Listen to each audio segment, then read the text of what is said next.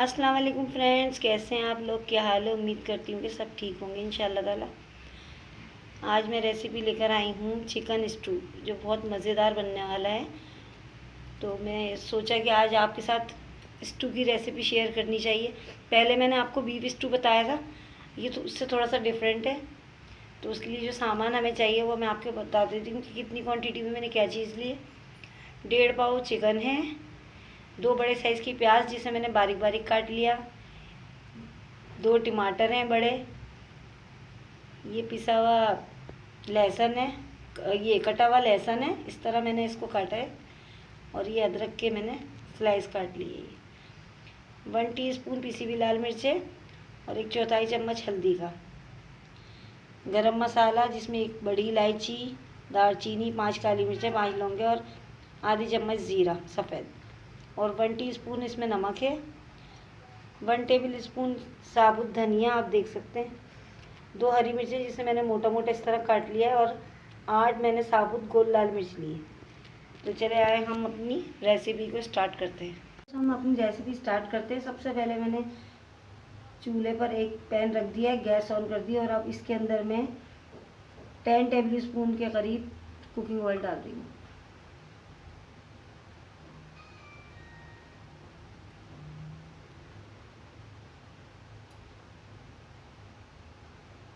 मैं ये प्याज डाल रही हूँ। बिस्मिल्लाहिर्रहमानिर्रहीम। अच्छा, स्टू में प्याज थोड़ी ज़्यादा डलती है तो इसलिए मैंने 2 बड़े साइज़ की प्याज काटी है।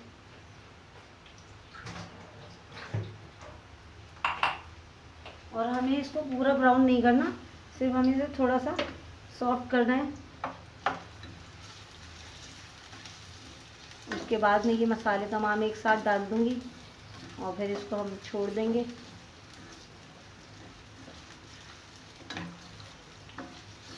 जैसे हम खड़े मसाले का कीमा बनाते हैं वो भी मैं आपको बताऊंगी, उसकी रेसिपी। और ये थोड़ी मिलती जुलती रेसिपी है दोनों। मैंने प्याज ब्राउन करने के लिए रखी थी, सॉफ्ट करने के लिए।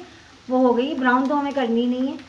ये देखें आप, ये सॉफ्ट हो गई है। अब इसके अंदर मैं चिकन डाल रही हूँ।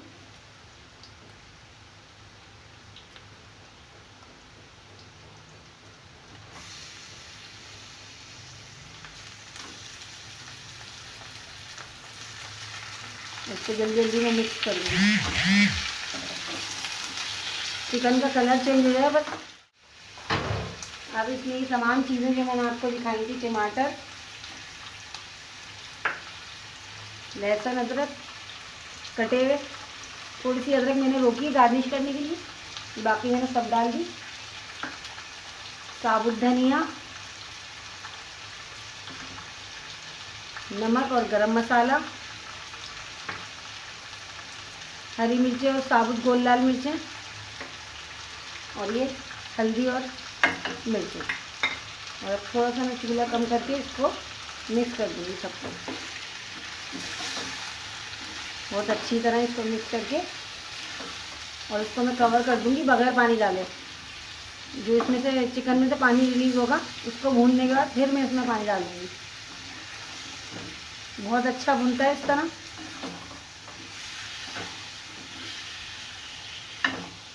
ये देखें, ये सब चीज़ें मैंने बहुत अच्छी तरह मिक्स कर दी। और अब मैं गैस की फ्लेम को थोड़ा सा कम करके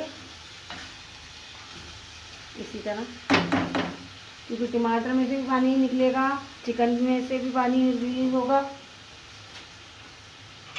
और अब मैं इसको कवर कर रही हूँ तकरीबन 15 मिनट के लिए। तो 15 मिनट बाद मैं आपको दिखाती हूँ। 15 मिनट के लिए जो मैंने ये रखा था चिकन स्टू, तो अब मैं देखती हूँ। मैंने इसमें अभी कोई पानी नहीं डाला है। इसमें से जो पानी रिलीज़ हुआ आप देख सकते हैं। ये देखें आप, पानी नज़र आ रहा है।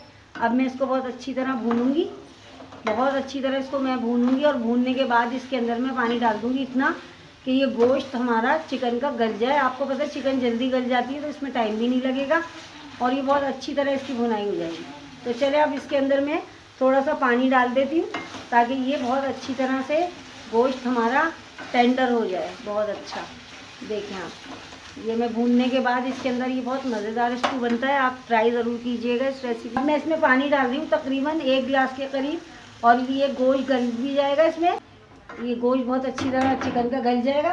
और अब मैं इसको कवर कर रही हूँ तकरीबन 25 मिनट के लिए। 25 मिनट बाद मैं आपको दिखाती हूँ ये किस कंडीशन पे। 25 मिनट के लिए जो मैंने चिकन स्टू रखा था वो किस कंडीशन पे है।